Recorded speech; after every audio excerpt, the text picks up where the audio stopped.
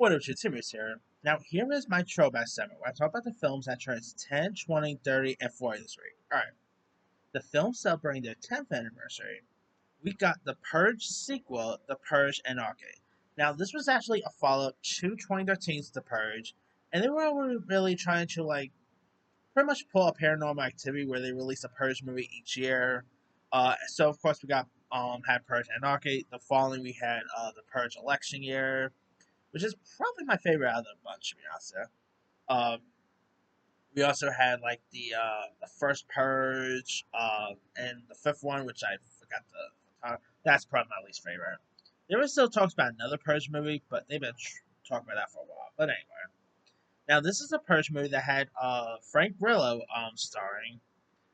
If you guys don't know much about the story for the Purge Anarchy, one night per year, the government sanctions a 12-hour period in which citizens can commit any crime they wish, including murder, without the fear of punishment or imprisonment.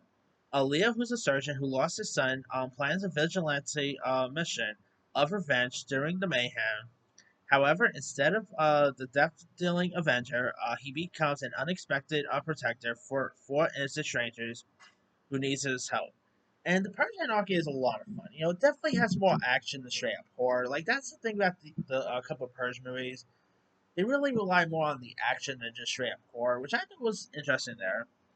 Frank Grillo was great. You also had the late Michael K. Williams was in this. Justina Mikado from that One Day at a Time reboot.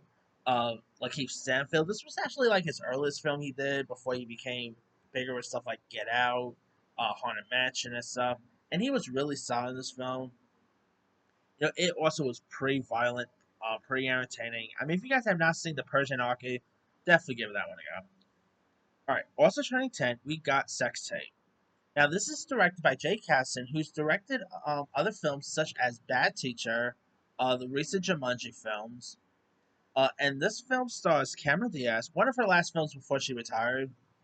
And you also had Jason Segel, who plays a couple, who pretty much decides to make, a sex tape to spice up their relationship, only to wake up the next morning to find out that the tape has gone missing.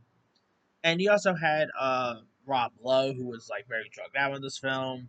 You also had Ellie Kemper was in this. Not I already said Rob Lowe. Nat Faxon. You even had a fun cameo by Jack Black, who I thought was hilarious in his part.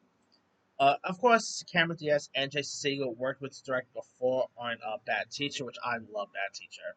This isn't as funny as, let's say, Bad Teacher was, but it still definitely had some fun laughs to it. Cameron Diaz and Jason Segel both play off each other really well.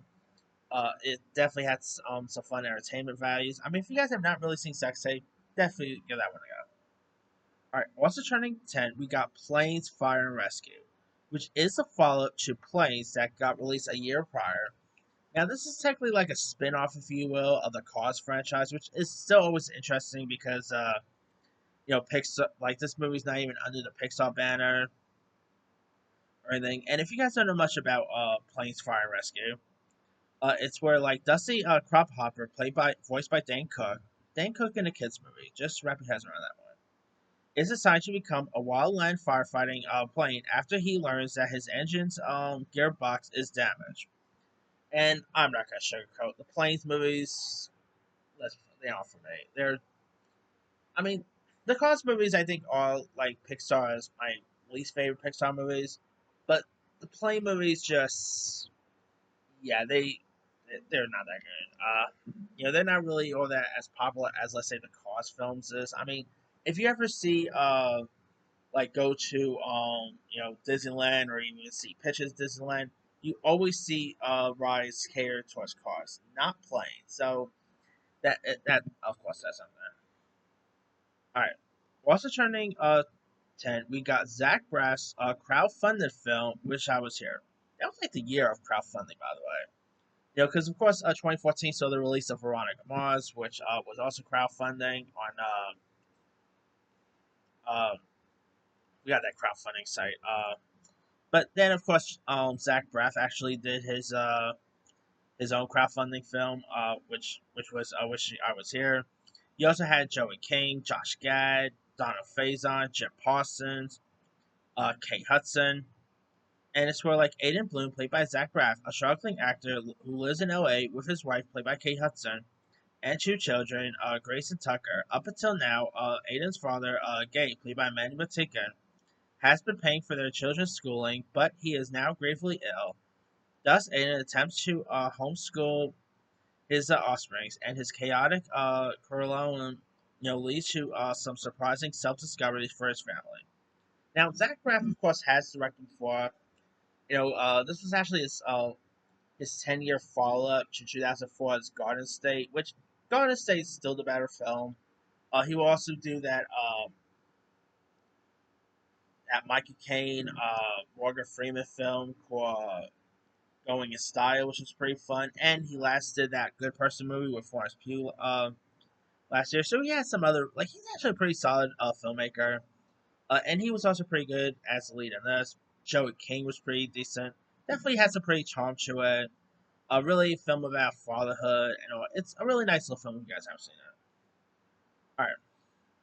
Now, films celebrating their 20th anniversary, we got A Cinderella Story. Now, this film stars Hilary Duff, who at the time was very popular with her music business, uh, her stint on, doing stuff like Elizabeth Wire, Raise Your Voice and Arm, and she also did the soundtrack to this too. So there's that. This is of course like a modern take on the classic Cinderella tale. And if you guys don't know much about the story in this, it stars Hilary Duff, who of course plays pretty much the Cinderella role here. And it's about two internet pen pals who plan to meet in person at their high school's Halloween dance. You also had Chad Michael Murray, who plays like the love interest in this. Jennifer Coolidge plays like the evil stepmother. I mean, she's of course playing like a version of the evil stepmother. Regina King was also in this. The one who plays the mean girl from Freaking Friday, she also appeared in this as well. I mean, Cinderella Story is a lot of fun. It definitely has a lot of charm to it. It's really interesting. Again, Hilary Duff I've always adored. From Lizzie McGuire fame, she Cheap by a Dozen. Like she was pretty much everywhere in her and Liz Lohan was like the it girls of the 2000s, and A Cinderella Story was a really decent little one. If you guys have seen it, all right. Also turning 20, we got iRobot. Now this stars Will Smith. And if you guys don't know much about the story in this, it's set in Chicago, 2035, where a highly intelligent robot Phil on public service position throughout the world, operating under three laws to keep humans safe. Detective Del Spooner, played by Smith, investigates the alleged suicide of U.S. robotic founder Alfred Lanning, played by Cromwell, and believes that a human-like robot called Sunny murdered. Now, this film I feel like was way ahead of its time. Because right now, obviously everything's about the race is AI and robots. Like cops are actually being replaced by robots. So I feel like this definitely is a film that should either get a sequel or a reboot. I mean, it's a lot of fun too. You also had Shia LaBeouf was in this, James Cromwell, Bridget Monahan. You had some really cool cast members. The action was pretty fun. It was directed by Alex Proyas, who gave us the 1994 version of The Crow. He also gave us God's Feature, which but iRobot is a really cool one. I mean, how did they never did a sequel? It's still beyond me. Like the movie made a pretty good dough, so yeah, we would have expected like two iRobot movies here. But hey, maybe they actually go ahead and do a sequel. I mean, especially the technology is more heavier than it was back like in 2000s, and so I could totally see like a whole new iRobot film. Whether like it's a sequel, maybe get Will Smith back. He's having he's really slowly making a little bit of a comeback, with the new Bad Boy. So whether they actually do another one, beyond me. All right. Also turning 20, we got Maria Full from Grace, um, which is pretty much a Spanish language drama directed by Joshua Marston and follows a Colombian girl who becomes a drug mule for the trafficking ring. It is led by Katina Cedeno Moreno, who actually got an Oscar nomination for this, and this is actually a really nice, charming little film. Katina, this was of course her breakout role, and she really played her part very well. Uh, definitely a really intriguing like coming of age tale, worth giving it a go. I mean, she still does stuff here and there. And she was actually pretty solid in this film if you guys ever seen it. Alright, now turning dirty, we got one of the best action movies of the 90s, True Lies. Starring Arnold Schwarzenegger as Harry Tasker, who's a U.S. government agent who struggles to balance his double life as a spy with his criminal duties. And you also have Jamie Lee Curtis, Tia Carrera, Tom Arnold, a very young Liza Dushku. I mean, True Lies is is awesome. Who doesn't love True Lies? One of the greatest action movies of the '90s. You know, it's very fun. The chemistry between Arnold and Jamie Lee Curtis is great.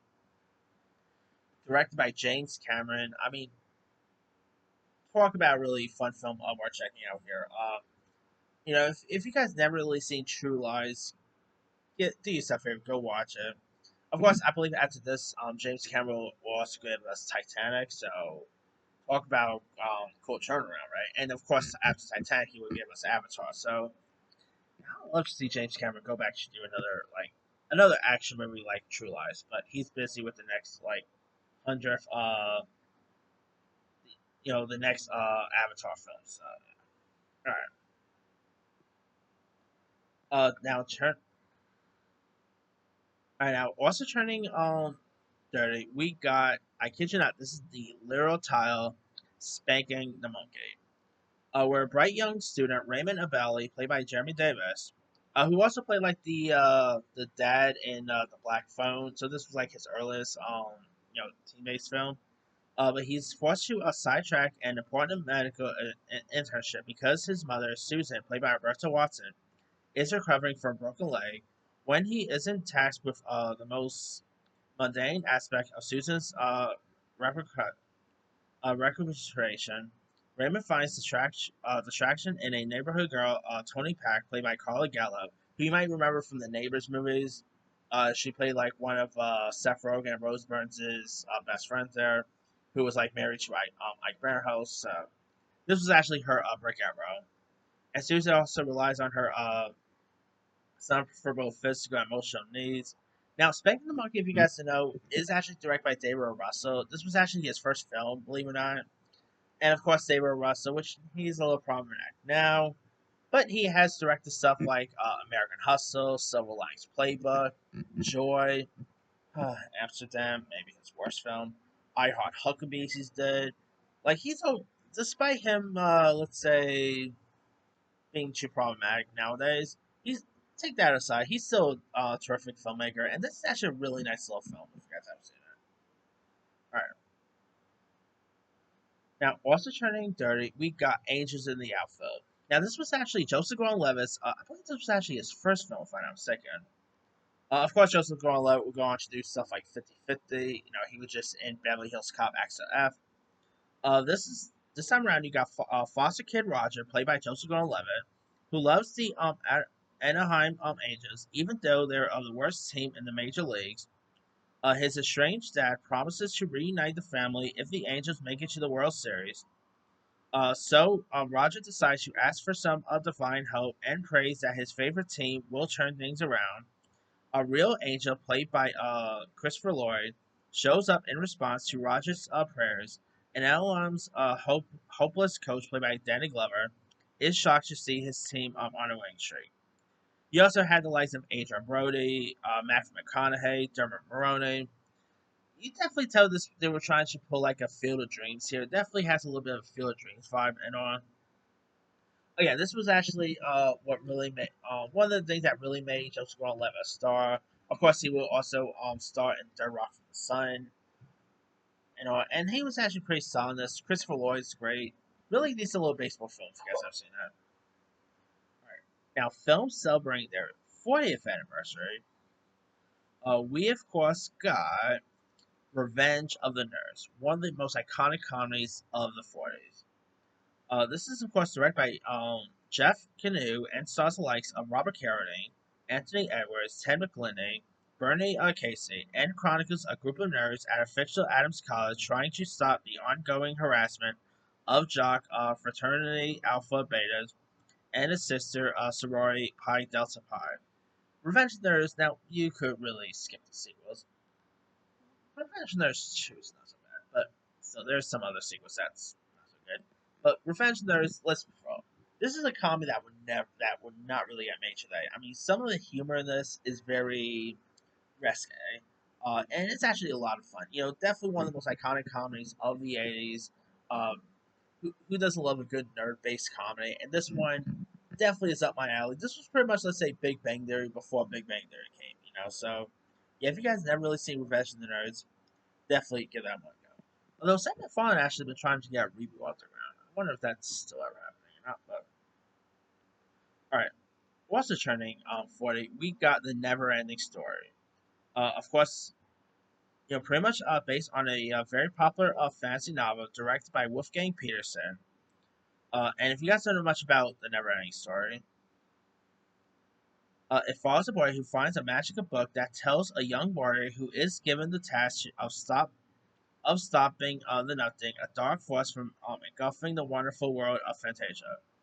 Now, the Neverending Story really got more popular ever since like the Stranger Things episode, because they included the iconic song from Neverending Story.